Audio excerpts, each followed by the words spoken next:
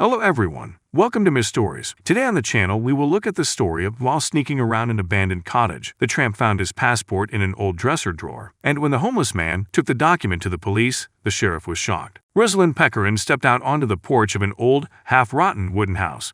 On his shoulder the young man carried a huge bag of garbage, which he had just shoveled out of the largest room of his new dwelling. Rosalind, who had just turned 22, had arbitrarily occupied this little wreck, so he wouldn't have to go back out on the street.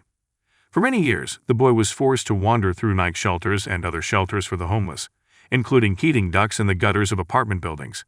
It was because Ruslan had not had a place of his own for a long time. Well, the boy reasoned aloud to himself, dragging the sack with the trash to the nearest garbage dump. The locals looked at the young man with undisguised interest. Though Ruslan was homeless, he looked very neat and clean, except, of course, he was poorly dressed. However, the young street dweller strived to attend the public bath for the homeless regularly once a week, and therefore he never gave off an unpleasant odor. Moreover, he also tried, if possible, to wash all his clothes. He didn't want to sink to the social bottom, and for the sake of that, he was willing to stand in a long line at a charity laundry. But then he felt like a decent human being. "Oh, it's dusty in here." Ruslan wrinkled his nose as he dumped the contents of the bag into the big bright green tank. The young hobo always had a few trash bags hidden in his backpack, just in case. Just in case he might come across some glass junk on the way or run across a pile of waste paper at a dump. Having done his business, Ruslan bared his face to the first rays of the spring sun and smiled. Despite all the difficulties that the young man had to overcome every day, he still knew how to be sincerely happy about the seemingly simplest things, such as the coming spring in the city or a bottle of clean drinking water that he managed to get, completely free, at the local water pump. He took a deep breath, inhaling the scents of blooming flowers and fresh green grass that had just been released from the snow. This year's April was truly beautiful. On the way back, for some reason he remembered his childhood. How his mother used to read a large book of fairy tales to Ruslan at night, and how she used to give him hot milk with honey when he felt ill after playing snowballs with his friends in the yard. God, how long ago that was, Ruslan thought longingly. Now, neither his mother nor our old apartment in Metroskaya Street. Ruslan did not always live on the street. Once upon a time, he was an ordinary child, raised alone by a beautiful woman named Galina Pecorina. His father the boy never knew, but he did not need it. His mother has always been the most important and beloved person in his life, and nothing could ever change that. He and his mother always lived very modestly, but amicably. Galina worked as a kindergarten teacher and got a small salary. But she constantly tried to please her beloved son with something. She bought him a soft toy or some fruit. Ruslan remembered his childhood up to the age of 7 as the happiest years of his life. And then, everything changed abruptly. Timofey worked as a carpenter at the local factory and somehow managed to charm his mother. Ruslan did not know where and under what circumstances they had met. Most likely the woman simply hid her suitor from her young son for some time, afraid to frighten him with the new man in their lives. But one day, on a clear autumn evening, Timofey, with a large bouquet of large, bright yellow roses, appeared on the doorstep of their apartment, and that's when little Ruslan learned that his mother was going to marry this man. On the outside, Timofey looked like an ordinary man, brown-eyed, a slant leg on his shoulders. It was easy to understand why Galina so firmly fell in love with this man, looking like a fabulous giant. Except that there was something in his brown eyes that made little Ruslan uneasy. The boy could not say what it was that got him, but he was absolutely sure that this uncle was definitely not to be trusted. As a child, he could not insist that his mother call off the wedding, especially since Galina herself sincerely hoped that Timofey would be able to become a real father, a protector, and just a friend to Ruslan. This man, in his mother's opinion, will always be a real, reliable support for them. However, from the very first days when Timofey moved in with their mother, the carpenter showed them his real and far from friendly character. After the wedding, the stepfather stopped hiding the fact that he was jealous of his wife to almost all representatives of the opposite sex, including his stepson. Don't you think that you spend too much time together with Ruslan, instead of giving your husband affection and a good mood? Timofey became more and more indignant. So he'll grow up under your skirt, and he won't turn out to be any kind of a man. Timosh, what are you talking about? Ruslan's mother looked down and blushed to the roots of her hair. Ruslan is still very young. He is only in 2nd grade. All children at this age need the help and attention of their parents. Well, of course, he said it in an impertinent tone and pointedly put his feet on the armrest of the chair, which neither Ruslan nor Galina could stand. "You are ready to do anything with anybody, as long as you wouldn't sit at home with your own husband. I don't know how you treat your daddies in the kindergarten. Maybe you have long been wagging your tail in front of them, and I'm sitting here like a deer." With this passage, the man did not hesitate to open a bottle of beer and took a huge sip. Sticky foam ran down his chin, causing a real rage in the stepson's heart. Drops fell on the upholstery of the chair, but this did not seem to embarrass the stepfather. "Timothy, how can you talk to me like that?" Galina was sincerely indignant. She did not recognize her spouse at such moments. It was as if he was replaced when jealousy forcefully hit him in the head. "Here I am." The man began to raise his voice to her more and more. "That's right, I'm registered here, in case you haven't forgotten. So now I am the boss in this house, and you have to live by my rules."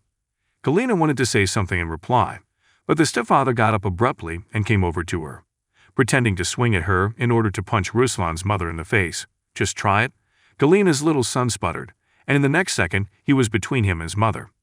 His tiny fists clenched so tightly that his nails dug into his skin. "What?" Timothy smiled unpleasantly. "What can you do to me, puppy?"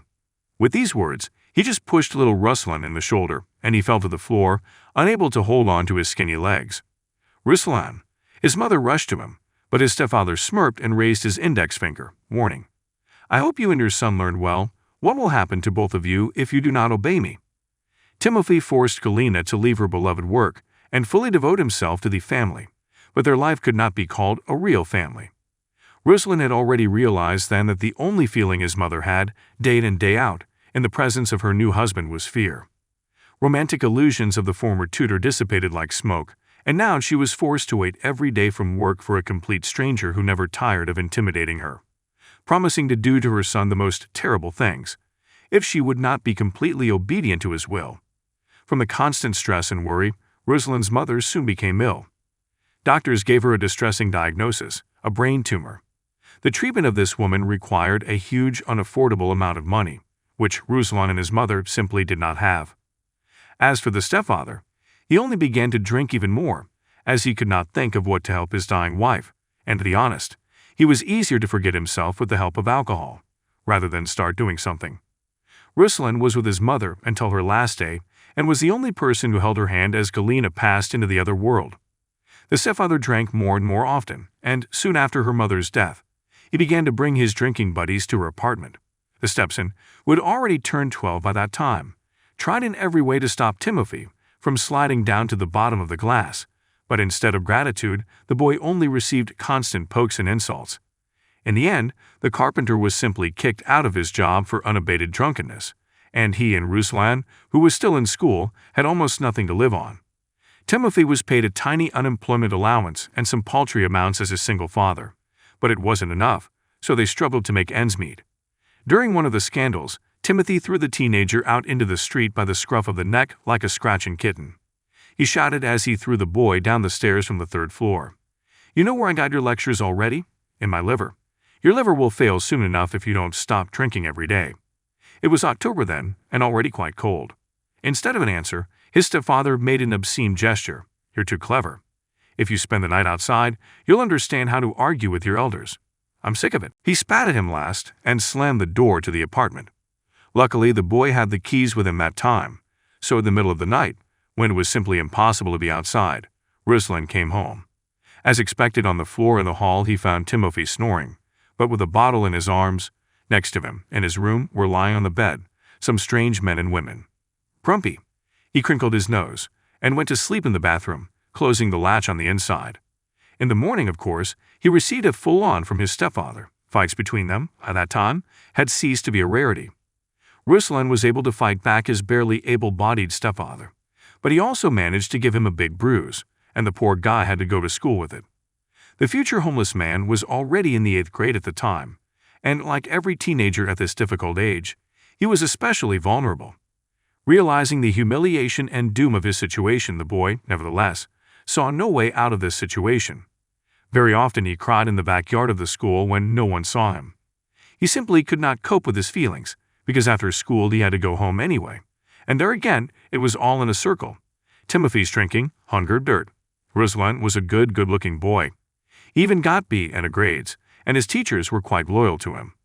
Everyone knew that he lived with his drunken stepfather and that they were both almost below the poverty line.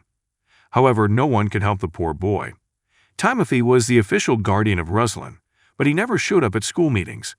The boy himself, no matter how bad the situation between him and his stepfather became, never called the police to his home, because he did not want to go home to an orphanage at the end of school. When the boy was 16 and graduation was on the horizon, a new tragedy struck in his life. Once, when Ruslan was in school, Timofey drunkenly forgot a pot of soup on the gas stove. It is hard to say what the boy felt at that moment, of course. With all his dislike for Timofey, he never wished the same fate for him. At the same time, in his heart, Ruslan understood that sooner or later everything would end up this way, and it was the fault of his stepfather, who had become forever entangled with the green serpent. The worst thing was that all of Ruslan's documents, including his passport, were burned along with the apartment. The boy was invisible because it was a very difficult and troublesome business to restore his documents. And what could Ruslan do at 16? The only thing the boy was sure of was that now he would definitely not finish school, and there was nowhere else for him to live.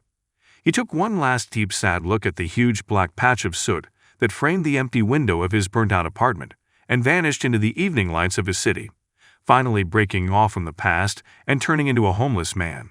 At first, Ruslan had a very hard time. He literally would not eat for days on end and slept on the side of the road, risking to be seen by the police every minute. In desperation, he even tried to steal food from the market and supermarkets, but quickly realized that nothing good could come of this endeavor. Ruslan, by nature, was a very decent person, and the thought of becoming a professional thief caused him only resentment.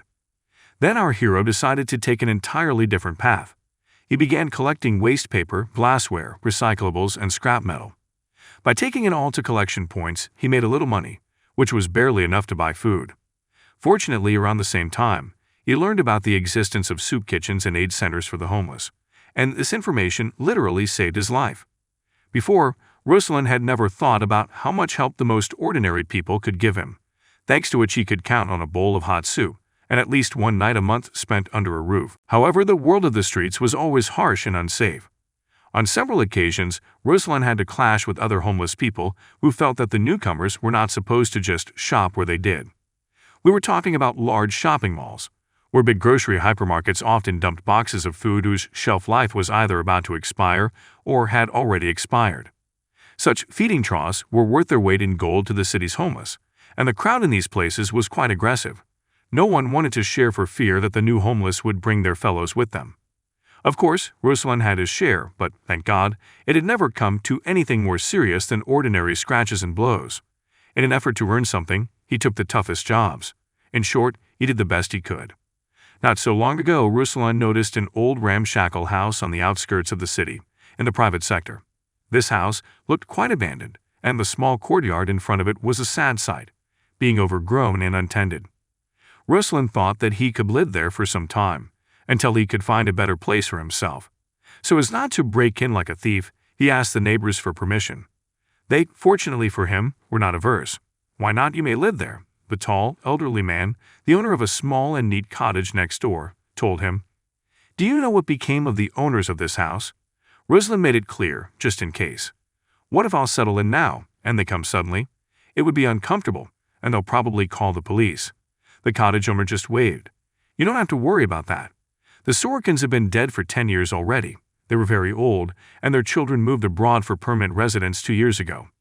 This house is not worth anything, in fact. Anyway, soon it will fall down, but at least you will be able to live in it, and it will do you good."